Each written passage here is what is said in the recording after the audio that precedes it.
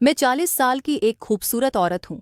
2 जवान बेटों हूँ और एक प्यारी सी बेटी की माँ हूँ। मेरी बेटी मेरी जिंदगी का सबसे कीमती ताफ़ी है, मेरी आंखों की रोशनी। मैंने उसे हमेशा नाज व नाम में पाला, उसकी हर छोटी बड़ी ख्वाहिश को पूरा किया। जब उसकी शादी हुई तो मैं बहुत खुश थी। शादी के मौका पर जब मैंने पहली बार अपने दामाद को देखा तो मुझे लगा कि ये लड़का बहुत समझदार और नेक दिल है, मेरी बेटी को खुश रखेगा। शादी के बाद पहले चंद महीने तो सब कुछ बहुत अच्छा गुजरा, लेकिन फिर मैंने महसूस किया कि मेरी बेटी के चेहरे पर उदासी छाने लगी है। जब भी वो मैके आती, उसकी आंखें नम रहते हैं।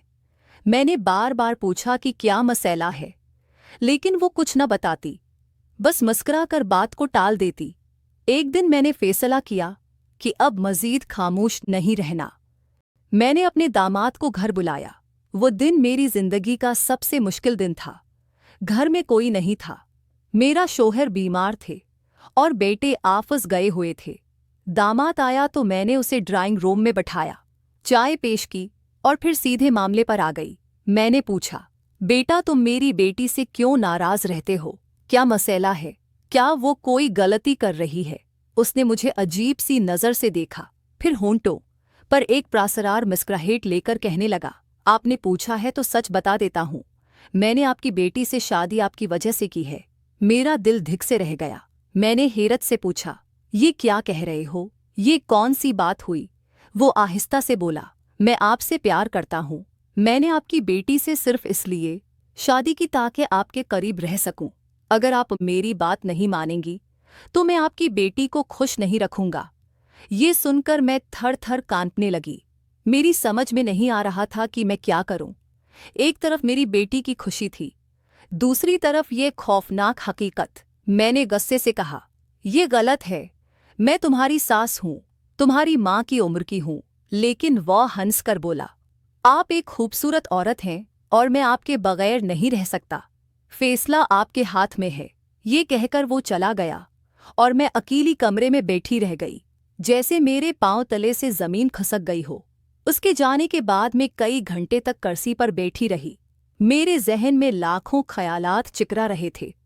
अगर मैं उसकी बात न मानती तो मेरी बेटी की जिंदगी तबाह हो जाती।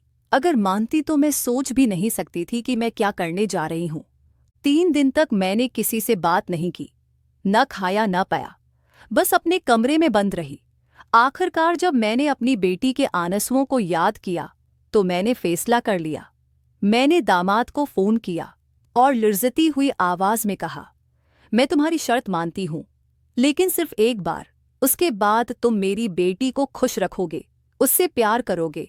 वो खुशी से चलाया, जी जरूर, आप देखेंगे, मैं आपकी बेटी को शहजादी की तरह रखूंगा।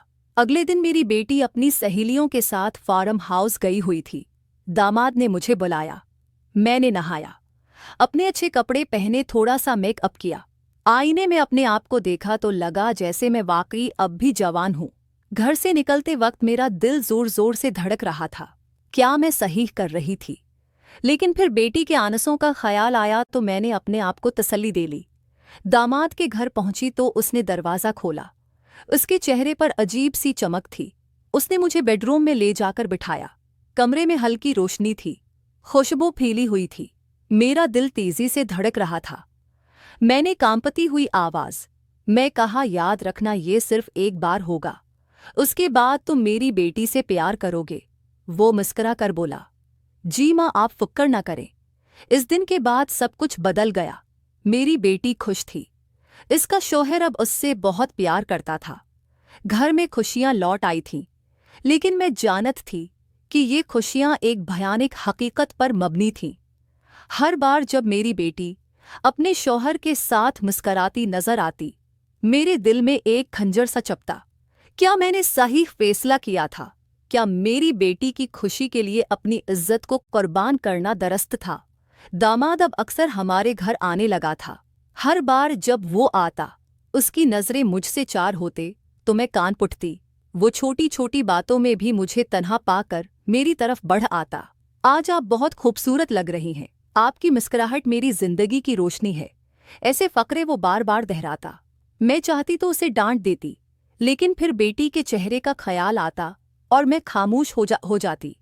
एक दिन मेरी बेटी ने मुझसे कहा, अम्मी आजकल आप कुछ परेशान सी लगती हैं, क्या बात है? मैंने झट से मुस्कुराकर कहा, कुछ नहीं बेटा, बस थोड़ा सा सरदर्द है।